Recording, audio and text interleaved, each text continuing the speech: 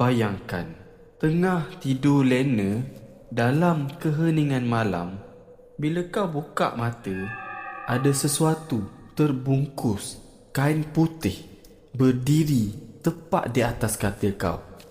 Kau nak menjerit, tapi suara kau tak keluar. Kau nak lari, tapi kaki kau rasa macam dirantai. Benda tu tak buat apa-apa. Dia cuma berdiri dan memerhati. Untuk korang yang baru jumpa video aku Abos dan ini Abos Shadow Story. Di sini aku sampaikan kisah pengalaman benar daripada masyarakat untuk korang semua.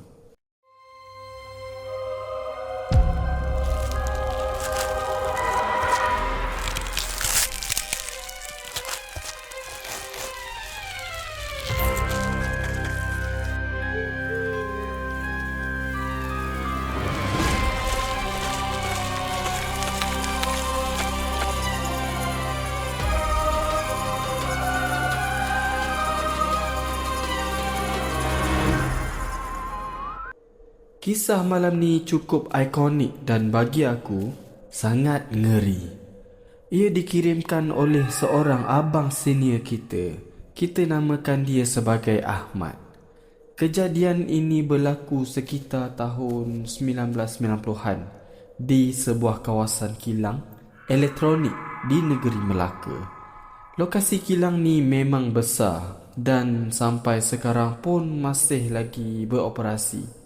Cuma nama kilang terpaksa aku rahsiakan untuk mengelakkan sebarang fitnah. Pastikan lampu dipadam, pintu dikunci dan jangan toleh belakang. Cerita dia macam ni. Tahun 94, Ahmad baru je habis SPM. Macam budak-budak muda lain, dia nak cari duit poket. Jadi dia masuk kerja kilang kat area Melaka ni lah. Ahmad ni budaknya lurus dan rajin. Dia dapat bahagian molding. Korang bayangkan, kilang zaman dulu tak macam kilang zaman sekarang. Lampu dia malap, shilling dia memang tinggi dan bunyi mesin tu memang bising gila lah. Ahmad ada seorang kawan baik, nama dia Lan. Lan ni dah kerja situ 2 tahun. Jadi dia dah masak dengan kawasan tu. Lan selalu pesan, "Mat, kalau kau kerja shift malam, jangan sesekali buat lawak bodoh. Dan jangan tegur kalau kau bau wangi atau bau busuk." Ahmad cuma angguk je. Tapi dalam hati dia fikir, "Alah lah ni, nak takutkan aku sebab aku budak baru lah tu." Satu malam tu, kilang ada overtime kau-kau punya. Ahmad kena shift malam pukul 11 malam sampai 7 pagi. Tapi malam tu rasa lain macam. Kilang yang selalunya bising dengan suara orang berborak, tiba-tiba rasa sunyi sepi. Dan pula malam tu cuti sakit. Jadi Ahmad sorang-sorang je dekat lain hujung, dekat dengan kawasan stor lama. Pukul 2 pagi, suasana jadi makin berat. Ahmad rasa macam ada mata yang tengah perhatikan dia dari celah-celah rak stor yang gelap. Setiap kali dia pusing, tak ada sesiapa. Tapi bila dia sambung kerja, rasa diperhati tu datang balik. Dia cuba sedapkan hati. Dia pasang radio kecil dia. Tapi radio tu cuma keluar bunyi statik. Pukul 3 pagi, perut Ahmad dah berbunyi. Dia pun jalan sorang-sorang pergi kantin. Kantin masa tu kosong, gelap. Cuma ada satu lampu je yang menyala. Ahmad duduk dekat satu meja. Dia buka bekal nasi lemak yang mak dia bagi. Baru sesuap dia makan, Tiba-tiba, kerusi depan dia tertarik sendiri. Bunyi besi bergesel dengan lantai simen tu memang ngilu telinga dia. Ahmad pun jadi kaku. Dia nampak kerusi tu tertarik, macam ada orang yang nak duduk sekali. Ahmad tunduk je pandang nasi dia. Tiba-tiba, dia bau satu bau yang sangat busuk. Bau macam bangkai kucing yang dah berulat. Dan masa itulah dia dengar suara garau berbisik tepat dekat telinga dia. "Sedap makan? Bagi aku sikit." Ahmad masa tu dia menggigil. Tanpa fikir panjang, dia letak sesudu nasi dekat tepi meja. Dia terlepas cakap dalam hati dia, tapi mulut dia pun macam bergerak sekali. Dia cakap, "Nah, ambillah nasi ni. Makanlah kau. Jangan kacau aku." Korang tahu tak apa jadi? Nasi dekat sudu tu hilang weh. Macam kena sapu bersih. Ahmad terus lari balik ke tempat kerja dia. Dia fikir benda tu dah habis dekat situ. Tapi masa dia nak lalu balik lorong store tadi, dia dengar bunyi tap, tap, tap. Bunyi tapak kaki ikut belakang dia.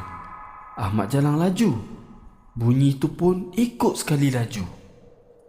Masa dia dah sampai dekat pintu store, perasaan ingin tahu dia memuncak. Dia terpusing ke belakang sikit. Kat situ, dia nampak satu lembaga hitam, tinggi sampai ke siling, berdiri tegak je. Mata benda tu merah menyala, tengah pandang tepat ke arah Ahmad. Ahmad terus rasa dunia dia jadi gelap dan dia pengsan dekat situ juga. Pagi tu, Gad jumpa Ahmad terbaring. Ahmad demam seminggu. Bila dia masuk kerja balik, dia dapat tahu rupa-rupanya store tu dulu tempat seorang pekerja lama meninggal dunia sebab kemalangan mesin, dan mayat dia memang lambat dijumpai. Ahmad punyalah takut. Dia terus berhenti kerja 24 jam. Dia fikir kalau dia dah tak kerja situ, benda tu takkan jumpa dia lagi. Dia rasa lega.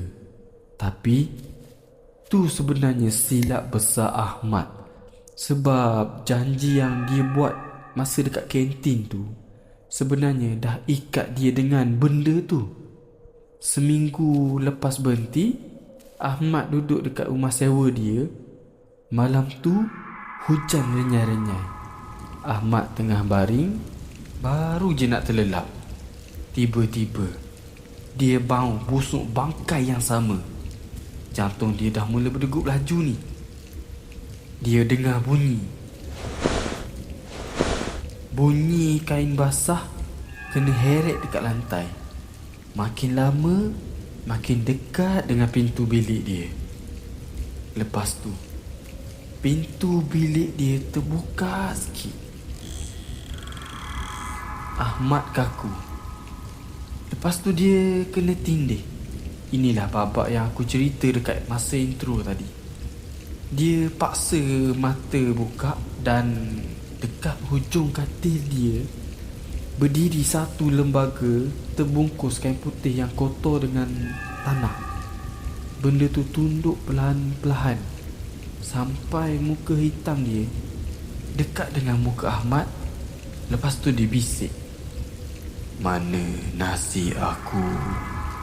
Aku lapar." Ahmad tersedar bila azan subuh berkumandang. Dia terus balik kampung dan berubat. Rupanya benda tu dah tanda Ahmad sebagai pemberi makan.